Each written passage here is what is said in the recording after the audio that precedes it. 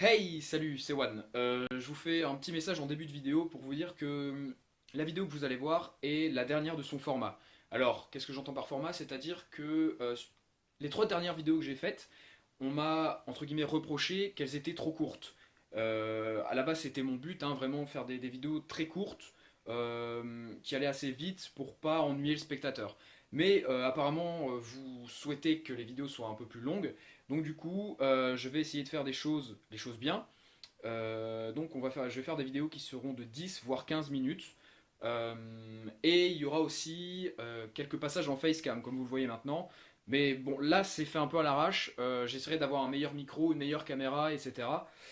Pour les prochaines vidéos. Donc voilà, je pense que j'ai tout dit. Et donc bonne vidéo. Ciao.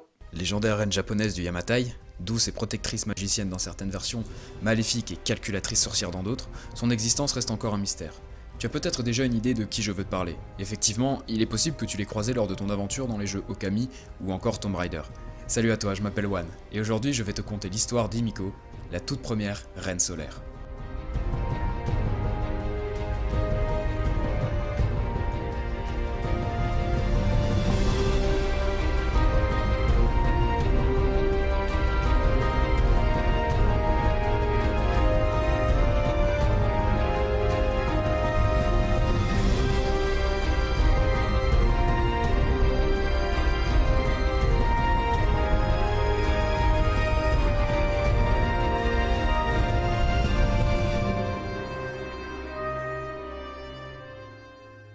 Himiko, ou Pimiko, est une reine japonaise et une figure héroïque qui a régné, suppose-t-on, de 188 à 248 sur la région du Yamatai et qui aurait fédéré les différentes principautés de ce pays. Il serait soit situé dans la province de Yamato, soit selon les écrits chinois au beau milieu du Pacifique, soit dans le nord de Kyushu, l'île la plus méridionale du Japon. On raconte d'ailleurs que c'est de celle-ci qu'émergea la civilisation nippone.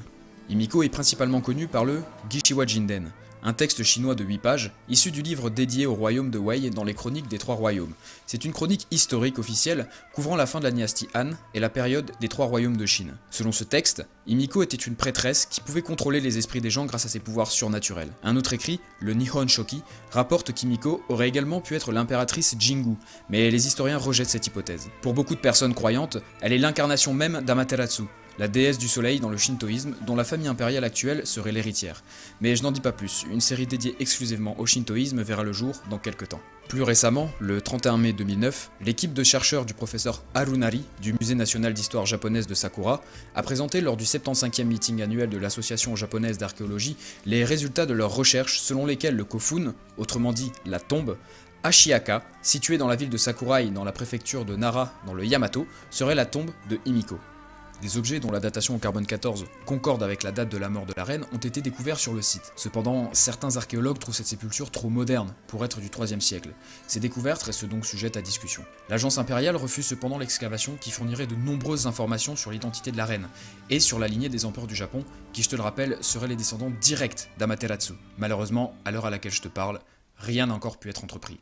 Voilà, c'est tout pour aujourd'hui. J'espère que cette vidéo t'a plu. N'hésite pas à liker, à partager et à commenter pour me donner ton avis. Je suis ouvert à toute critique constructive.